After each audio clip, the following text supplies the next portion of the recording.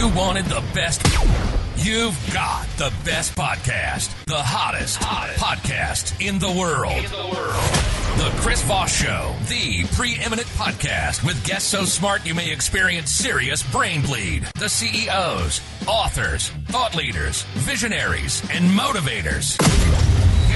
Get ready. Strap yourself in. Keep your hands, arms, and legs inside the vehicle at all times, because you're about to go on a monster education roller coaster with your brain. Now, here's your host, Chris Voss. Hi, folks. It's Voss here from thechrisvossshow.com, thechrisvossshow.com. Welcome to the big show, my friends. The man who spends most of his life in an alternative universe. I'm Chris Voss, your host. Thank you for coming by the show. We appreciate you coming by. You have no idea how quickly I just made that up off the cuff. So anyway, guys, you know the drill. But in the meantime, we're going to be talking for quite some time today, maybe up to an hour, maybe 45 minutes, maybe 30 minutes. I'll let him decide. We have a Wall Street warrior on the show, a warrior, my friend. So you're going to want to see that because, I don't know, maybe we'll hear about some awesome battles and his amazing new book. But in the meantime, refer the show to your family, friends, and relatives. Remember, the Chris Voss Show is the family that loves you but doesn't judge you. One of the best gifts you can give this holiday season is refer the Chris Voss Show to your family and friends because it's been giving for 13 years and will keep giving. The best gift in the world. Plus, you know, it stops those political fights over Christmas dinner. YouTube.com/Chris Voss, Goodreads.com/Chris Voss, LinkedIn, subscribe to the newsletter, the 130,000 group, all the crap we do on LinkedIn. It's huge since every other social media seems to be going out of business or being taken over by insane oligarchs. Today we have an amazing gentleman on the show. He's got his fingers in so many pies. We just can't count them, so we'll ask him. He is the author of a book that came out in 2021, The Way of the Wall Street Warrior. Conquer the corporate game using tips, tricks, and smart cuts. David Liu is on the show with us today. He's going to be talking about his amazing book, and he is a 30-year veteran of Wall Street and Silicon Valley.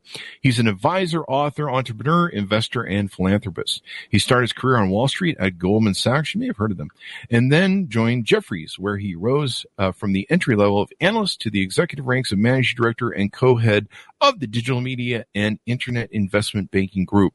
He worked on over $15 billion worth of transactions for hundreds of companies, including Microsoft, Google, Yahoo, and Yelp. Clearly, you know, he didn't get to 20, so I'm not sure how successfully. I'm just teasing. We're just going on. He's a CEO and advisor and investor to multiple companies. Several reach multi-billion-dollar unicorn status, including internet brands WebMD. You may have heard of that, too. That's where I go to spend a half an hour figuring that I've been dead for 10 years. Mobility Wear, Figs, and Vobelay. I'm not sure I'm pronouncing that correct because I'm not French. Well, welcome to the show, David. How are you? Great. Thanks, Chris. Thanks for having me on your show. And let me correct that. Dave. It's Dave, not David. I'll get that right. My mother calls me David, but you can call me Dave. Yeah. Well, your mother's a wonderful person, so I'm just, I don't know. There's a joke there somewhere about me channeling her. But I'm not angry with you. She probably calls you David when she's angry with you, maybe like my mom. She uses all the letters in your name. Yeah, David Alexander. Yeah. She's like, David Alexander. And you're like, oh, crap. She found out what I did. So welcome to the show, Dave. Give us your plugs, your .coms, wherever you want people to start stalking you on the interwebs. Well, best way to reach me is just go to my website. It's www.lucrative.com. So it's a play on my last name, LIUCRATIVE.com. And you can find me there. You can find out all about me if you want to stalk me. And you can also send me an email there. I respond to all the pings I get there. There you go. I respond too to everything people send me, except for Snapchat, for the most obvious reasons. So you wrote this amazing book. It's won a lot of awards. It won Nonfiction Gold Winner Book Awards, bestseller on Amazon, hot new release in business finance. Give us what motivated you want to write this book? What was the thing that said, hey, put this in a book form? Yeah. So the simple answer to that is being a dad. So I have two boys. At the time, they were 9 and 12. And one of the things that I had the privilege of was I went to two of the top business schools in the world. And as I was rising up the corporate ranks, I had hundreds of hours of HR and leadership training. And I'll be honest with you, Chris, I didn't learn anything at those schools or in leadership training to actually help me scale the corporate ladder. And what you find in corporate America is that there's a lot of people that feel that the system is rigged against them, that there's a ceiling, if you will. For women, they call it the glass ceiling. And for Asian Americans, they call it the bamboo ceiling. Oh, really? And when you look at some of the data out there, for instance, for Asian Americans, is that Asian Americans are found to have the lowest rate of promotion within corporate America. Wow. And so given that backdrop, and given the fact that I never really learned a whole lot about how to play the corporate game at school, I decided to write down a lot of the things that helped me in my career, frankly, for my two boys. As I was getting older and, you kind of start to forget stuff, I started to realize that there were a lot of things that I did to negotiate my compensation, to get promoted, to make an impression in a meeting. There are a lot of things that I did that nobody ever taught me, that I kind of just learned the hard way, that I wanted to distill to my two boys. So I started to put together what I call this Lou manifesto, this family manifesto. And it was nothing more than really this document with a bunch of bullet points and tips and tricks that I used in my career. But during the pandemic, as I was kind of brushing it up, a friend of mine who is a best-selling author pinged me and said, hey, what are you up to? What's going on? Just the usual shoot the breeze kind of stuff. And I told him, I'm just brushing up this thing that I've been working on for my two boys for years. And he asked me to send him a copy just to take a look at it. I said, sure, knock yourself out. I sent it over to him. And he said, hey, man, this is good stuff. Like, this is stuff that they don't really teach you anywhere. And I think this could really help a lot of people if you were to turn this into a book. And at that point, I was like, nah, writing the books is a real pain. That's a lot of work. I'm not sure I want to do that. But after reflecting upon it for a while, I realized that I could actually use it as a way to give back to the community. I could not only share my secrets, if you will, with my boys, but also with the broader community at large. Anyone that frankly feels underrepresented or feels that the system is disadvantaged against them could pick up the tips and tricks that I wrote about.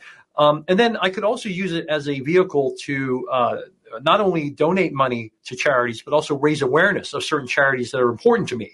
So I pledged to give 100% of all the net royalties to me to charity. Wow. Awesome. And I used the book as a way to call awareness to several charities that may not have the branding of like an American Red Cross or Save the Children, but are charities that are really important to me. So I was able to, talk about some of the work that I've done with Smile Train, which is a charity that helps kids with clefts. I was born with 4 clefts, so it's very near and dear to my heart. And then a whole host of Asian American charities that were focused on everything from Asian American news to stopping Asian hate to helping just underrepresented Asians in the business world. And so that all kind of snowballed into something that ultimately became my book. That ultimately convinced me, you know what, I'll sit down and I'll write this thing and see where it goes. And as you mentioned, the book was published in November of last year. So the book's been out for just over a year now. And it's done really, really well, thankfully. And I think I've kind of touched a nerve. There's a lot of people that feel that this kind of advice is not really readily available. And the royalties have been quite good. So I've been able to donate over $100,000 to a variety of different charities from the proceeds of the book. So all in all, it's worked out exactly the way that I thought it would, which is rarely the case in life. But I'm really happy with the outcome of the work I've done. Definitely, the book's a bit humorous, a bit irreverent. Sometimes when we've had Wall Street folks on the show. Sometimes it can be a little stuffy. We had the billionaire, what's his face on the show? His name misses me. We had him on the show, and he was really nice. He was very funny, but he, we tried to get him to be a little irreverent. He was, I think he's got a show on what is it, the big MSNBC or the big NBC channel for Wall Street. But it's Bloomberg. That's not MSNBC. But he, it can be some of these books can be stuffy when you talk about, investment and career and stuff. So I can tell you, Chris, I've spent my life being pounded with these business books. From all the books I had to read at Harvard, to all the books I had to read at Wharton, to all the books that all my business friends told me, hey, you should read this book, right? Mm-hmm. And I'll tell you, 99.9% of them are books that come from from the top of the mountain, right? It's like Moses comes down from up top, and with the disembodied voice says, this is how you should do it. And it's usually some kind of framework or some kind of 2x2 matrix or something like that. And it's like, if you only did these 3 things, you would be just as successful as me. And I always hated those books, honestly. And so I swore to myself that if I ever wrote a book, it'd be a very different book. And I would only work with a publisher who embraced that ethos of my book. And, I'll be really honest with you. I think my publisher, Wiley, which is one of the largest publishers in the world, I think they're a little nervous. They're like, whoa, what kind of book is this? Right. And as I describe it to you, hopefully your takeaway will be like, hey, this isn't like a normal business book. So first off, the book is about, 300 or odd pages, but it's 30 chapters. So every chapter is relatively short. Because I know we live in the attention deficit generation, and none of us have any time, right? The second thing is that I know a picture tells 1,000 words. So I'm an amateur cartoonist. So every chapter begins with a cartoon. Oh. And so you got 30 cartoons in there. And you can think of it as like my take on, like a Dilbert or like a Far Side. It's kind of like it's meant to be funny. Each cartoon is meant to be funny, but there's an element of truth behind it. And thematically, each cartoon is relevant to the chapter that's about to come. And then every chapter ends with 3 or 4 key bullet points. And my goal was really to summarize what I've seen in every major business book out there. And it's the following. Like every major business book, and I don't know how many you've read. I've definitely read way too many. You read this book, right? And like I said, it's usually the disembodied voice that tells you if you just do these 3 things, you'll be just as successful as me. You read it, and it's like usually 300 pages. And then after you're done with it, you go like, I'm trying to remember what I learned from this thing. And most of the time, you can probably pick 2 or 3, maybe 4 key things out of the book, right? And just to validate my point, there are, these websites like Get Abstract and others that have grown super fast. And what they do is they charge a subscription fee for you to get a summary of a business book. And it doesn't matter how long that business book is, their summaries are usually under 1 page. Oh, really? So it shows you, So it shows you that the vast majority of business books you can summarize under 1 page. So taking that, my own empirical learnings as well as what the market's has shown, I tried to make sure that if I wrote a chapter and distilled it into a couple bullets, if there weren't at least 2 or 3 or 4 important bullet points or takeaways at the end of every chapter, then that didn't warrant a chapter. that warrants something a whole lot less. So what I tell people when they're thinking about potentially reading my book is the following, which is I don't want you to read the whole book. What I want you to do is look at each of the chapters. There's 30 of them, and read the cartoon and then go to the back and look at the key takeaways. That will take you at maximum 15 seconds. Okay. Maybe 20. All right. And if you think that the theme of the cartoon and the key takeaways are thematically something that you're interested in, then invest the time in reading the chapter. Otherwise, just skip it. Just move on. Right. And so my hope is that in this society where none of us have any time and we want the answer, right, and we want to be entertained, honestly, right, that I've created a format for a book that people find appealing. So that's why, again, my book's a little different than maybe this billionaire's book that you talked about and a whole host of other books that they tell you to read in business school. Yeah, like Peter Drucker, that's like the driest freaking read. I can pick him on him because you think he's gone. But Peter Drucker is like the driest freaking business read. It's like reading an encyclopedia on business or a dictionary on business.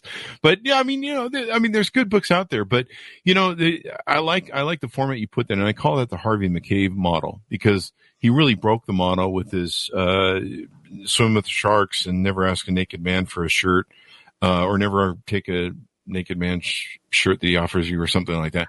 But he wrote that model where it was these thin, really precise, really just the core knowledge that he shoveled at you, but they weren't long chapters. They were just little chapters. And so I did about half of that in my book. So let's touch on a few of these things that are in here. I like some of the stuff you're in here. This one, because, you come from Wall Street where there's a lot of smart people. I mean, these guys have got pedigrees. They've got college degrees from, Harvard and all these top schools. One of the topics you talk about in your book is how to make people think you're the smartest person in the room without actually being the the smartest person in the room, which is usually, what I do. Only it's the opposite, I think. So let's tease that out a little bit if you'd like. Yeah. So the simplest way to do that is to be like Jerry Seinfeld. Mm. And what I mean by that is that if you look at Jerry Seinfeld's background, and if you have any friends who are professional comedians or improv people, what I'm about to tell you is what they all do, okay? Which is the following. They practice like crazy. They practice their material. They go to different venues. They try out different things. And then they create essentially logs of what seems to work and what doesn't. Mm-hmm. And if you look at like Jerry Seinfeld, he's been very open about he used to go practice at the Gotham Club and practice stuff, new material all the time. And some of that stuff, probably a small fraction of that, ended up in his shows, in his main events, where he would do some big performance, either his equivalent of a Netflix show or some big, stand-up thing at Carnegie Hall. But he would try out his material. And so even though this may sound a little strange, I give this advice to all the people I've mentored, and I've used this myself, which is that most of the time when you think about the corporate life, it consists of a lot of drudgery where you're doing stuff, right? You're making spreadsheets, you're preparing stuff, writing stuff, doing stuff. But then there comes times within your corporate life where you're actually performing, right? Mm-hmm. And most of the time that's in a meeting. The most dreaded venue that you can think of. Zoom meeting, right? Or the meeting, yeah. Yeah, any meetings, right? And most of the time those meetings are 1 hour, right? And if they fit into the Jeff Bezos, Amazon ex-CEO's ethos of like no meeting should be more than what you can serve a single pizza to, that number of participants, mm-hmm. You might have a handful of people there. And therefore, if you kind of parse it out, most people don't have a whole lot of airtime. Right. And actually, that's an advantage, right? Because what you can do then is you can really think deeply about what is the one or two things that I'm going to say in that meeting that's going to make people think like, hey, that guy, Dave, he's pretty smart. He had some pretty smart things to say. Right. And then you jet out of there. Once you say the smart thing, right, you don't say anything else. Right. You shut your mouth like once you get the close. Right. You don't keep selling. Right. And so that is one way that even if you're not the smartest person in the world, right, if you're constantly preparing and you really prepare for that meeting and knowingly go into the meeting knowing that, maybe I get one or two shots at this to get the mic, I'm going to say something that's impactful, right? Mm-hmm. That's a very, very easy way to appear to be the smartest person in the room, even though you're not. And I want to counter that with something. So, or give you kind of the flip side of that. So, mm-hmm. There's something I talk about in my book, and it's, again, something that I tell a lot of young people, which is one of the best ways to advance in your career is to be a stork and not a pigeon. Mm. Now, you kind of visualize that for a minute, right? So what is a stork, right? A stork is someone delivers babies, right? Yeah, delivers the baby, brings value, right? Brings solutions, right? Oh, okay. And we know what pigeons do, right? Pigeons fly in, they crap on everything, and then they bail. Okay, so why you hate pigeons so much, my friend? What did the pigeon? Show me on the doll where the pigeon hurt you. No, I'm just kidding. I grew up in Hong Kong, so I love eating pigeons. Wow, you have an issue. Yeah, we eat them. You might want to see a therapist. No, I'm just doing the jokes there. So you be a stork and not a pigeon, right? And again, if you prepare like crazy, you can appear to be a stork and not a pigeon. Now, what's interesting is that most people, when they hear that, they go like, dude, that's really obvious, right? Of course, right? And I know it's freaking obvious. 99% of advice is obvious, right? Yeah. But it's the execution that's the hard part, right?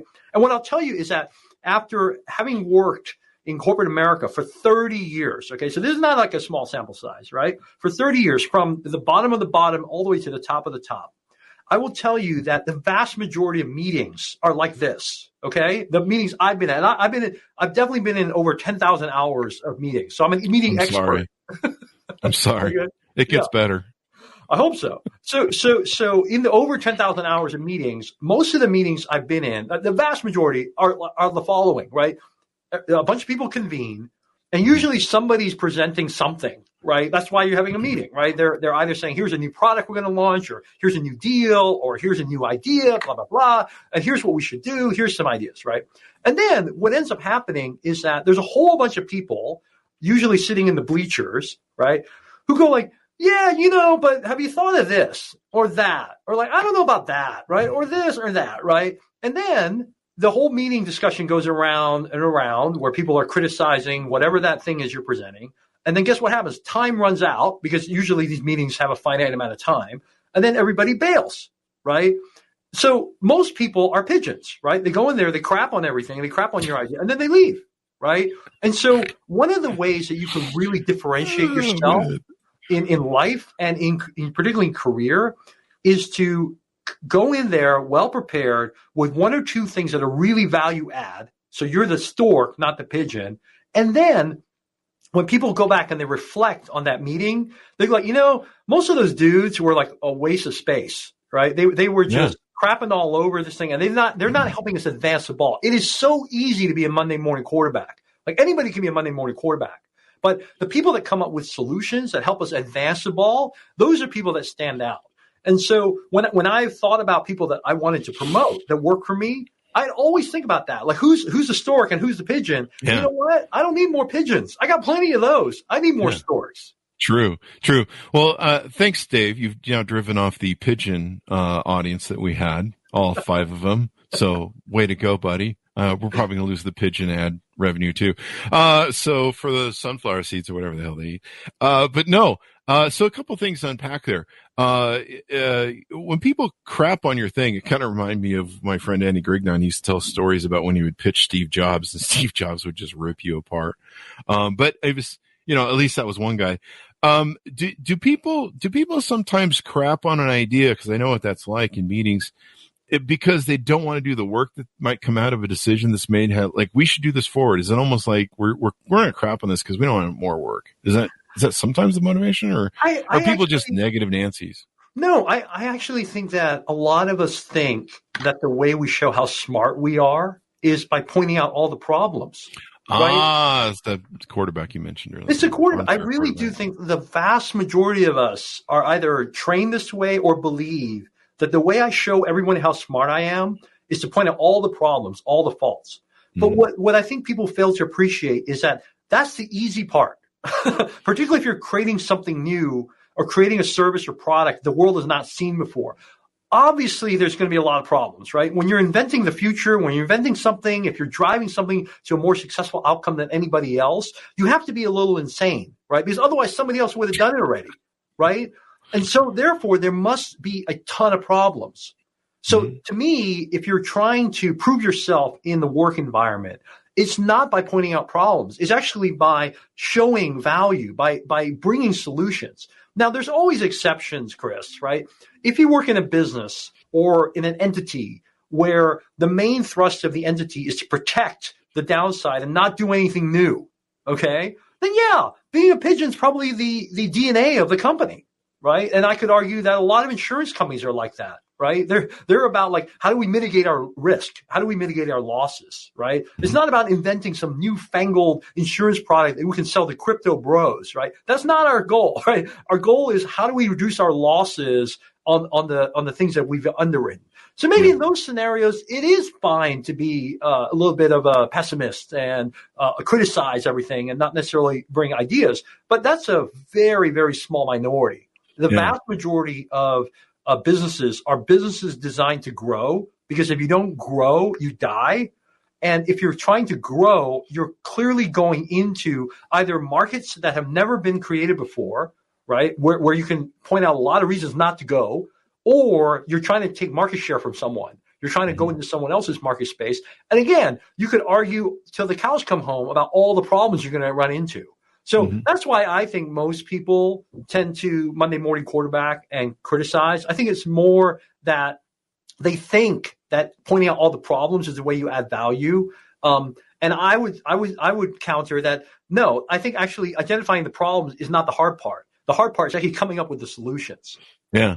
We had on the show, the Amazon, John Rossman, one of the, who talked about Amazon's leadership principles. I think this is the book. We had 2 authors on, but one of the things that Amazon had at their offices was they quit having meetings before they would send like a pitch thing for like a pitch synopsis that was very short of what the idea was and what the benefits would be. And they would send that out first so that people could have a time to marinate in it. And I thought that was pretty brilliant. You know, you said something throughout that whole thing in the middle that you touched on that I really want to clarify to people, because this is really important in selling. You mentioned get out of there because you've closed. You've got the close. When you say, you know, something smart, or ask a couple smart questions, get out of there. You know, there's an old saying, I think it's Shakespeare who says, it's better to stay quiet and be thought an idiot than open your mouth and prove it. And I've seen so many people, you know, that's the thing I had to learn in sales 35 years ago was, you know, once you get that close, shut the hell up, because you can unravel a deal by opening your mouth, getting casual, getting stupid. I mean, whether it's dating, which I've done all my life, or whether it's a business deal, once you get that close, go cash check, go get it done. Don't talk yourself out of a close. I've seen so many people do that in a close, talk themselves out of it. And, you know, they get relaxed. They put their guard down. They get a non-business and, or they end up telling the client something. And they're like, wait a second. This is a bad deal for me. I don't like this deal. You know, just shut up and let it close. So that's a real important technique.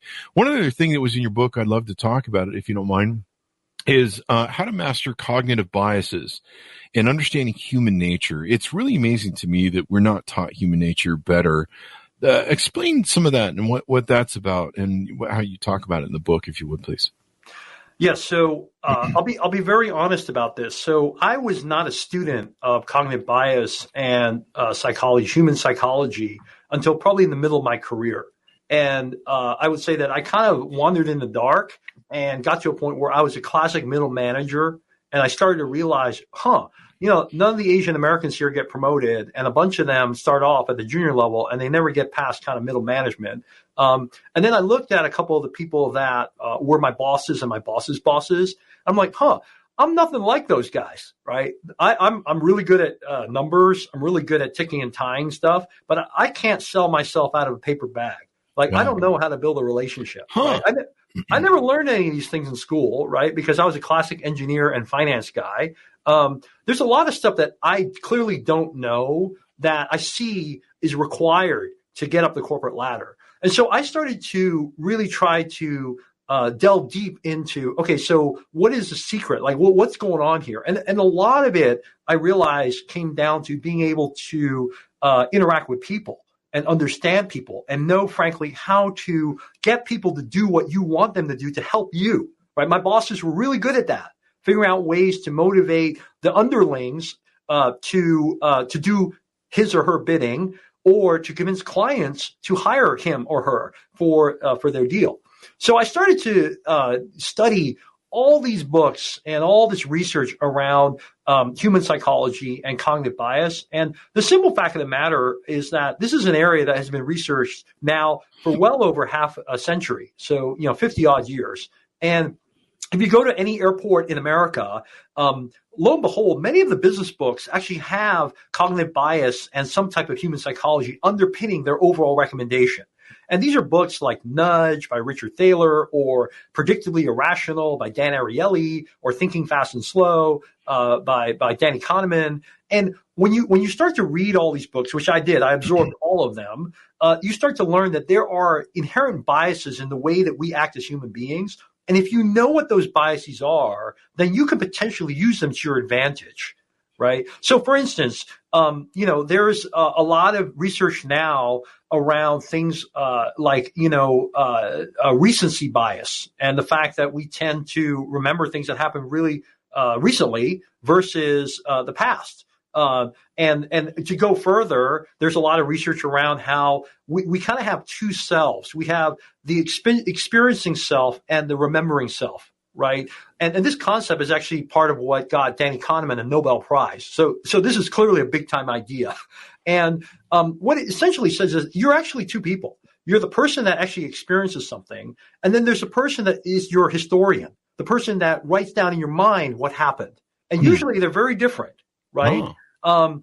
And so when you think about that, okay, so Dave, how does that help you in your career, right? A very simple way is that when you think about how to advance your portfolio so that people think of you in a positive light, people think about you when you come up for annual promotion or annual bonus. One of the key things to do is always make sure that the bad stuff that you've done, the bad stuff that's been said about you remains verbal. Whereas the good stuff is written down.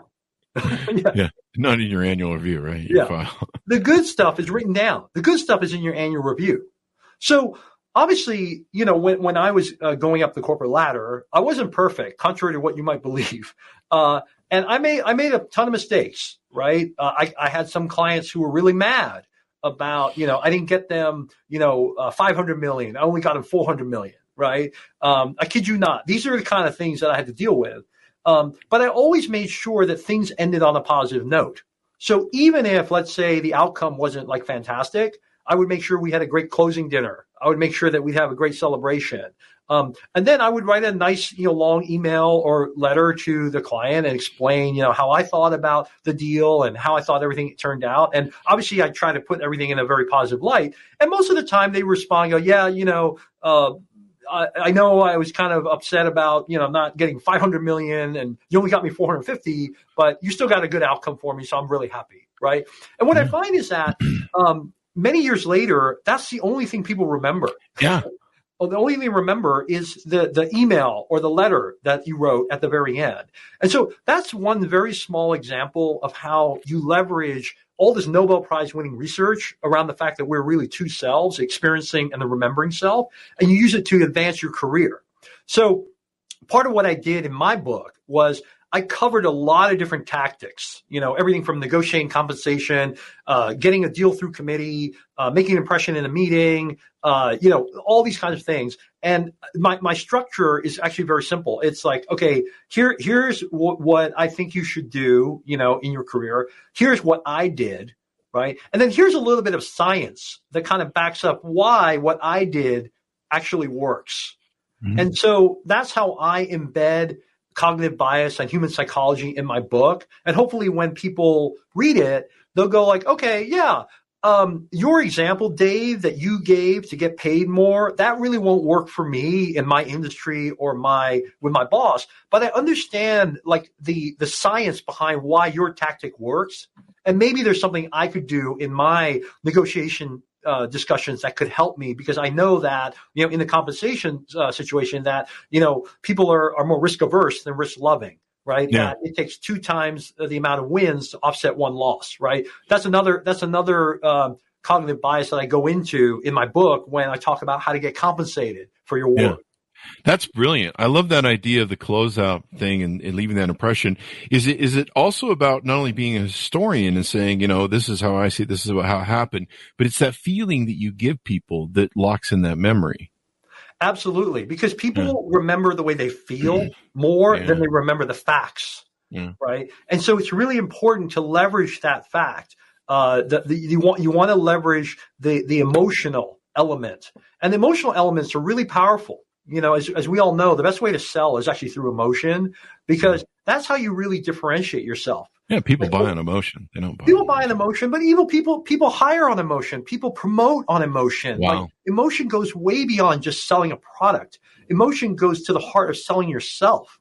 And so when I counsel a lot of young people as to how to go up the corporate ladder, I have a thing I talk in my book about, which is about, kind of my ace up the sleeve when it comes to negotiation. So that's one thing that the business schools pound into you ad nauseum. Like, these are all the different tactics for negotiating, right? Because we all know in the business world, particularly as you get more senior, negotiation is really part of your job, right?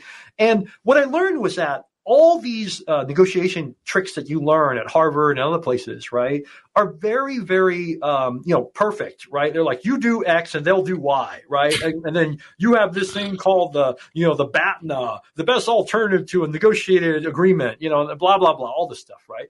And look, I'm not trying to criticize that stuff because, to a certain extent, some of it works. Yeah. But my ace in the hole was always, always appealing to a sense of morality. And nobody ever taught me that anywhere. right? But the best deals I've ever negotiated for my clients and for myself come down to a very simple ask typically towards the end of the negotiation. And that is, Chris, you do what you think is fair. Just do what you think is fair, right? We've been pounding at each other for days, for weeks, for months, depending on the nature of the negotiation. And frankly, I'm just going to let you have the power. So you do what's fair, right? And what I found is that the vast majority of people fit into this first bucket, right? They love themselves, right? They want to be able to go to sleep at night, right? And they want to feel like I did the right thing because I'm actually in the good, right? So they love themselves, and most people have some sense of fairness, right? And so what I've found is that by appealing to that, usually you're able to get a little bit more of that last mile, right? You might not get all of it. It gives them that feeling of empowerment too. Yeah, it makes them say, look, I'm putting my destiny in your hands. You have the power. So you do what's fair, right? Now, I will also admit that there is a small percentage of people who are Lucifer. There's a small percentage of people who are like, awesome. Thank you for giving me that power. I'm still going to screw you. Right? And so part of the training, if you will, that we talked about earlier about trying to learn people, trying to get to know people, is that your job is to figure out, are you talking to the Almighty or are you talking to Lucifer? Right? That's the hard part. Right? That's usually what I'm doing on first dates. Exactly. Or he or she is doing the same thing to you. I think they figure out early on that I'm Lucifer, but chicks like that thing. You bring up a good point, the emotion and the closeout thing. And I really love this idea because it works in customer service as well. One of the things I used to do was I don't argue with people. So, we had a huge mortgage company for 20 years, a huge telemarketing department of hundreds of seats. And so in the early days, you would have people with the telemarketing, we always had strict rules of, hey, if somebody doesn't want us to call them, take them off the list. And so people get angry with the telemarketer and start chewing him out. Like, I want to talk to your manager. And if I was passing by, I was usually overseen by my vice president, but if I was passing by, they want to talk to the manager. And I just get on the phone with them and I'd be like, I understand that you don't want us to call you anymore. We're taking you off the list right now. We won't contact you. We certainly appreciate it. And sorry for bothering you. And they'd just be shocked. Because they'd be expecting me to argue, whatever thing. But we were all customer service based. One of the funny things was I would get these calls to my office, and sometimes the mortgage loan officer, usually was some idiot loan officer who's new, he would screw the deal up. They would want a 30-year mortgage. He'd give them a 15-year mortgage, whatever it was. But they were at closing, and they were pissed. Maybe it was the funds we had. Maybe it was, whatever it was. And so they would get on the phone with me, and the first thing out of my mouth was, how can we make you happy? What do we need to do here? Okay? No argument. I don't argue. And they try and argue. I understand you're angry, and we fucked up. How do I make you happy? Do I need to give you $3,000 back, $1,000 back? I think the most I ever gave back was $5,000. We wiped the whole fucking commission. I did that a couple times. And, they would have blasted me. You're a piece of whatever, you're this, that, or the most ugliest shit. And, I get done. I'd be like, okay, I gave you your money back. I gave you, we did something to fix it for you. We went and fixed it to a 15-year, whatever. And, I'd be like, yeah, they're never coming back. That person, they laid so much hate on me. I really don't want them to come back. But they said some pretty ugly things during the negotiations. But in the end, I just went straight for it. And in the end, I went, okay, we're making you happy. And I don't know whether they're happy at the end. But you know what was funny? Those guys would always come back to me. And they would sit there, and I would be playing the history in my head going, I'm a fucking piece of shit. And they would be like, Chris, you were so wonderful. We really love doing business with your company. You did screw that one thing up, but you fixed it. And we would make so much money year after year with those guys coming back. Sometimes they were investors, so they would do multiple properties with us. And all it took was that one time. And I was always surprised because they would always come back. And I'd be like, I'm not really sure I want your money again, but I am a whore, so I'll take it. And maybe that's my reward for the money I lost in the original. But it was so amazing. But it was that feeling, that they got from the ending that, like, this guy gave a shit. And that customer service element that we're missing in so much business today. So that's your your example actually leverages two of the very classic biases, right? One is the recency bias, right? So, the way you end is way more important than the way you begin, right? Uh-huh. Particularly in a relationship. So the way is not so much like how it began, but like how did it end? Like how did you reach that? I use this in the bedroom too. Sorry, I had to get that joke in there. That too. But I did. And then the second thing, and this is super powerful too, right? It's the reciprocity bias, right? It's the quid pro quo, right? Like fundamentally, if you do a favor for me that I view as a favor, right? I feel a sense of obligation to reciprocate. Yeah. Right. And it's just nature. If you think about it, it's like evolutionary biology, right? Like that's how human species like started to work with each other and figure out how to like team up, right? Because if you think about it, if we were all cavemen and we all like, okay, what's in it for me? Like, why should I help you fight that saber tooth, right? I could get killed, right? Yeah.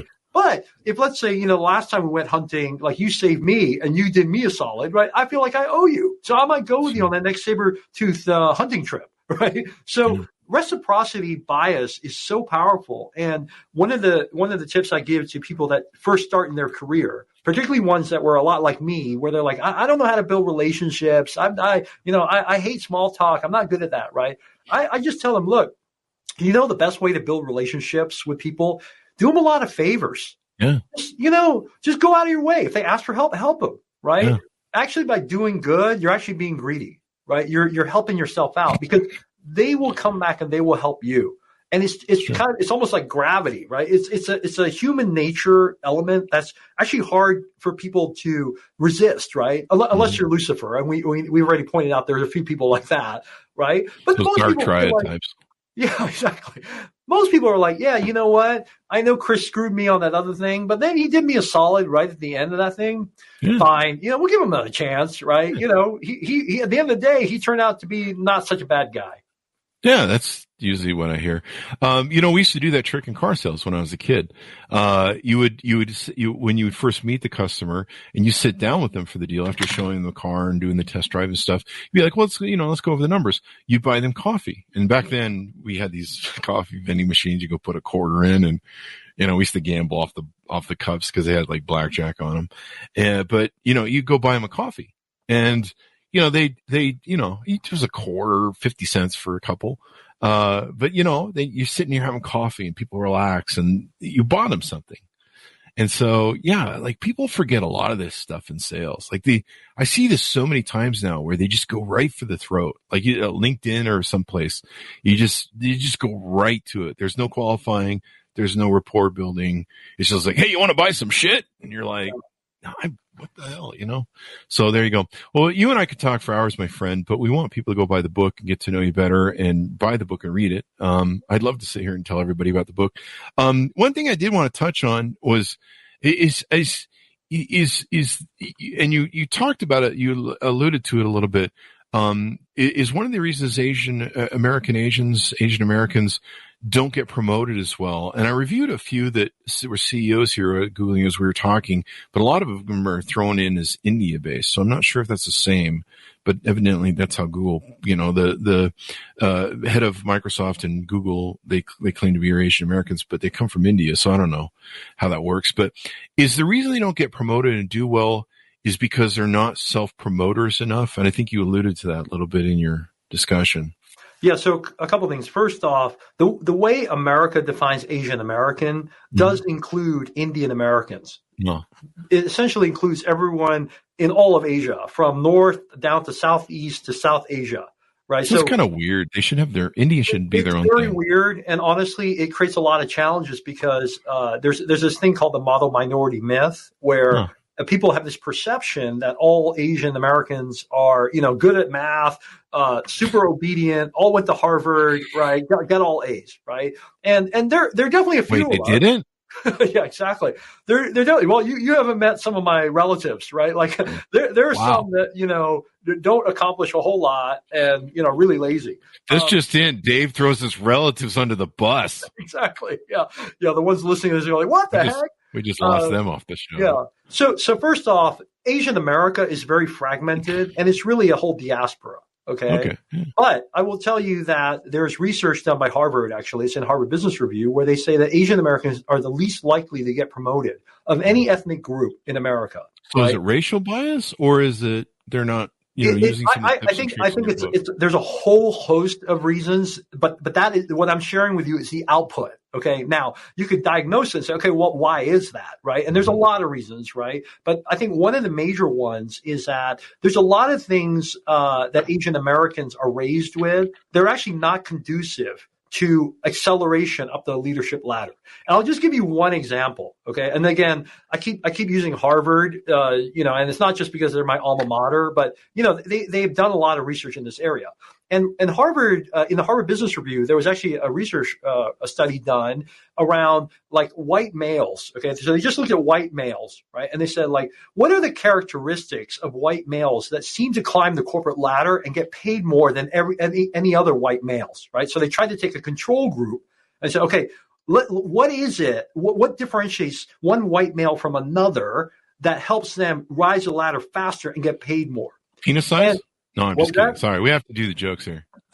Yeah, they didn't go there. I had to get that one in there. But the one, and there were a bunch of characteristics that were kind of obvious, right? Oh, aptitude, hardworking, right? Like okay, yeah, I got that, right? But the one characteristic that actually allowed for a separation between the haves and have-nots was level of disagreeableness.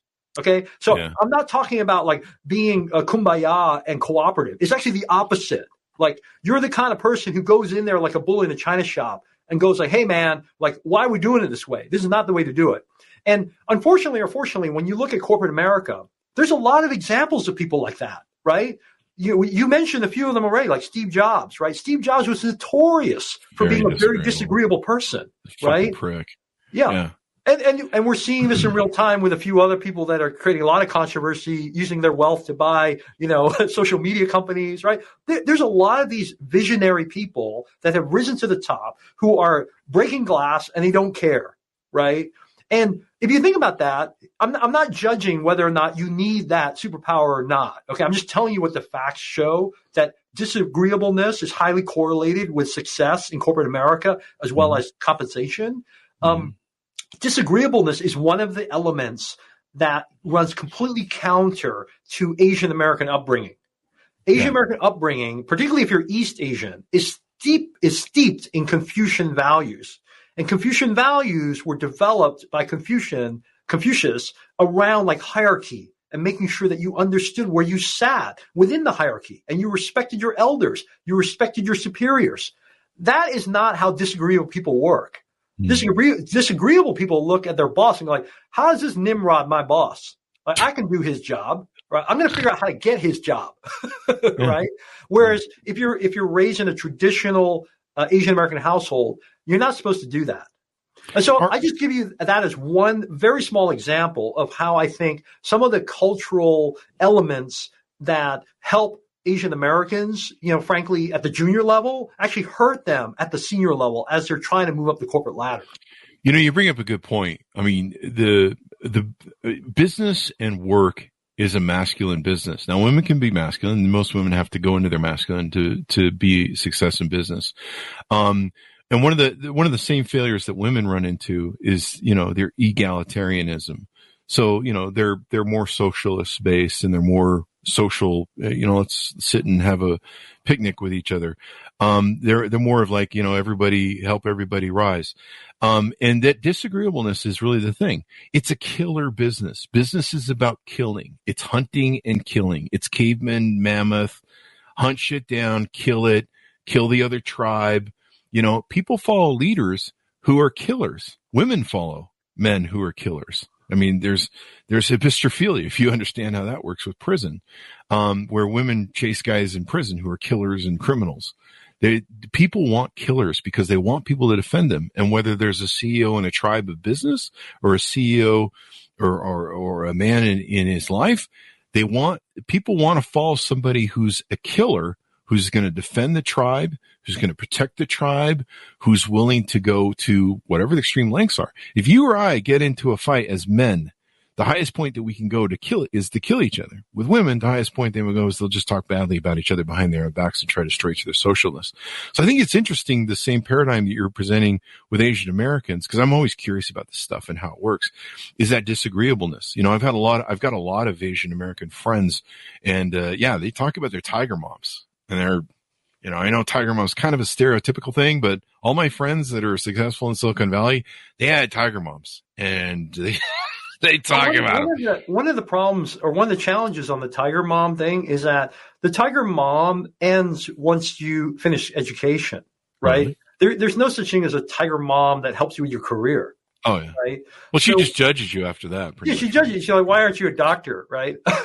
But, the reality is that you kind of want to have that killer instinct continue. Actually, it's more important once you reach the corporate world than it is in education. And let me tell you why. Like, if it's not obvious to your audience or to people in general, is that as you go up the corporate ladder, the power and the compensation grow exponentially. Like exponentially, right? Even parabolically. Like you look at, I just saw an article today where the 3 CEOs in Silicon Valley, if you add their compensation, the 3 of them pulled off, $500 million, 1 year's worth of work for 3 guys. Okay. Wow. Like, and the guy who got the most, I think he's getting paid, 100,000 times more than the entry level people at his company. That sounds like my ex-wife's Amazon card. Yeah. So you know the pain, right? You look at that and go, what the heck? But because the compensation and the power grow exponentially, the stakes grow exponentially. Yeah. And therefore, you need to think about, how do I play this game to win? If I want to win, like a lot of people just check out. They go, yeah, I don't want to win. I don't want to be the CEO. I don't want to be the VP. I don't want to be that guy, right? But most of us want to reach some level of financial security, power, et cetera. And so we need to think about, how do I play this game where the stakes grow exponentially, and therefore the things people are willing to do to get to the top expand exponentially. Yeah. And that's why I think this notion of having some type of killer instinct, having an inner tiger, if you will, is actually really important as you move up the corporate ladder. It doesn't matter so much in college. It doesn't matter, frankly, at the junior level, but it matters a lot if you want to go up to the top. If you really understand human nature, and that's why I'm glad you touched on or talked about in the book. I'm not sure how much you put in the book, but, if you study the dark triad traits of human beings, especially men, and why we're built the way we are and why we succeed as masters of business, it's really interesting if you study that. So I'll just put that out there. If someone can Google dark triad. I wouldn't advise becoming a outright narcissist, but you can definitely play on those attributes. So let me ask you this. I read, this is like 30 years ago, I read this in Harvard Business Review, that one of the other challenge that women had, not just the disagreeableness issue, but they don't tribe up well. And they tend to slice and dice each other and sabotage each other, just like they do with mates. And so that's one of the reasons they were struggling at the time to break through the ceiling. You've seen women get really good at it, and there's a lot of women that are very successful nowadays because they've learned to tribe up with men and play the tribe game. Are Asian Americans good at that, the tribal thing? Because what they basically researched was that in a lot of times in a corporation, the tribe moves up to the top and eventually achieves the top. The men help each other get to the top, and it's like a woolly mammoth battle. So are Asian Americans good at that tribalism? I think they are, but I'm not sure it's any better than any other ethnic group. I think one of the overall challenges with creating like a tribe within a company. So I'm not talking about external, I think actually that's my usual recommendation. I recommend people create tribes outside of companies, because then you're not in competition with your other tribe members. Yeah. And so one of the challenges is that if you are in a tribe within a company, the best tribe is actually for you to tribe up. Yeah. Where your tribe includes your boss and your boss's boss. Yeah. Right? That's why whenever women and people of color come to me and ask me for advice, I say the first thing, look for someone that's the same gender and ethnicity as you in your company, hopefully more senior than you, because they have gone through a lot of the landmines and politicking and gaming that you will have to learn the hard way. But they can, if they see in you maybe a younger version of themselves, maybe a mentee, then they might be willing to help you. right? So I think if you tribe up, and I do see this in a lot of companies, if you tribe up based on gender or ethnicity, I think that can be really effective if you tribe up. Where I haven't seen it be, frankly, that effective is when you tribe with peers. Because corporate America is, spoiler alert, it's a pyramid, right? We don't have the same number of CEOs as we have number of junior people, right? As you go up the corporate ladder, the number of seats declines, right? And guess what? At some point, you may be effectively vying for a position that other members of your tribe are vying for.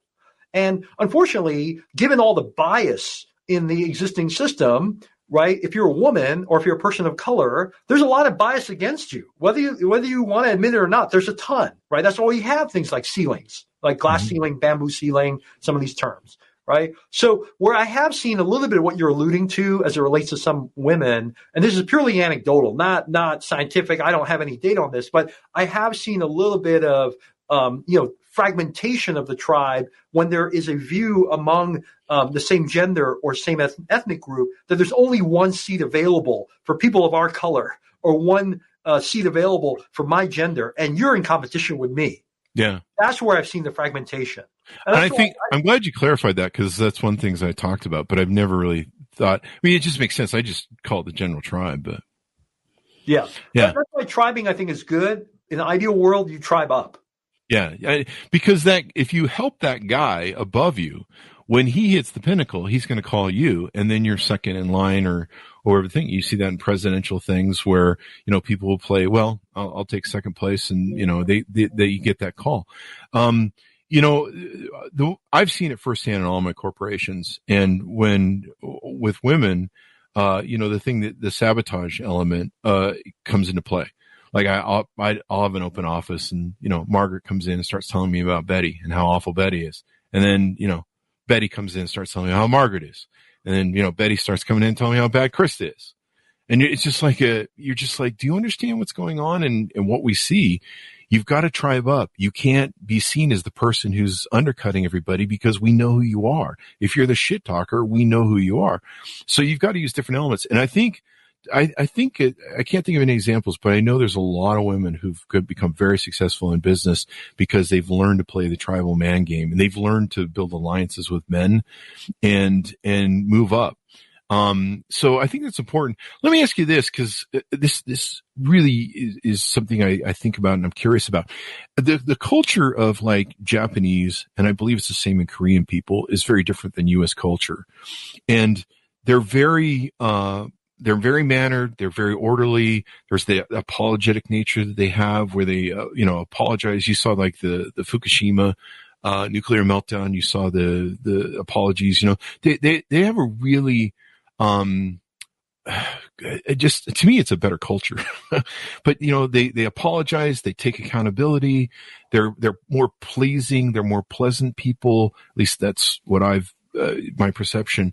Is that maybe a detriment to them when they're trying to rise up in American corporate, political ladders of, the corporate world? So a couple comments on that. First off is that I generally hate to make generalizations about a country, because for every Korean or Japanese that you just mentioned with that characteristic, I know someone personally completely the opposite, but I get what you're saying. Okay.